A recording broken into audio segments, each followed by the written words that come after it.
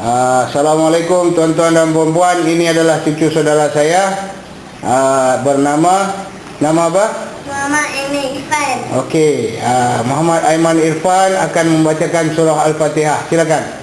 Bismillahirrahmanirrahim. Alhamdulillahirabbil alamin. Arrahmanirrahim. Maliki yaumiddin. Iyyaka na'budu wa iyyaka nasta'in. Ihdinas siratal mustaqim. Siratal ladzina an'amta 'alaihim ghairil maghdubi 'alaihim waladdallin. Amin.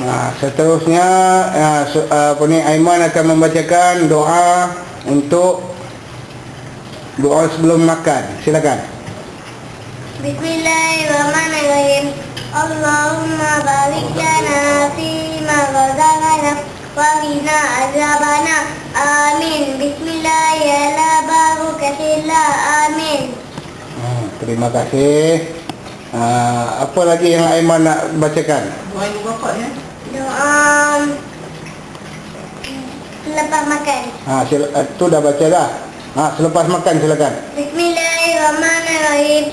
Alhamdulillahilladzi at'amana wa sakana wa ja'alana minal muslimin. Amin. Segala puji bagi Allah yang telah memberikan kami makan dan minum, dan jadikanlah kami jadi tolongan orang-orang Islam. Amin. Amin. Alhamdulillah. Doa tidak. Bismillahirrahmanirrahim. Bismillahirrahmanirrahim. Ayah wa amun dengan namu. Ya Allah, aku hidup dan aku mati mengucap asyhadu an la ilaha illallah wa asyhadu anna Muhammadan Rasulullah. Amin. Ya Allah, hari ini ya Allah bersama denganku. Allah mensucikan aku dan melihara rohku. Amin. Amin.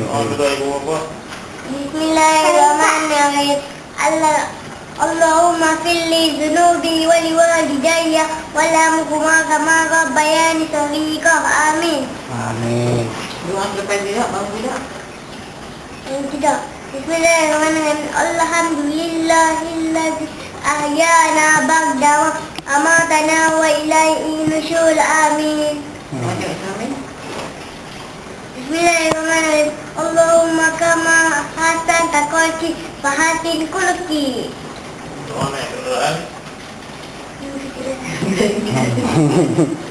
Okey, terima kasih Aiman. Semoga Allah panjangkan umur, murahkan rezeki. Tengok sini. Amin. Sebut amin. Okey. Ada apa-apa ucapan kepada orang Islam? Tak ada.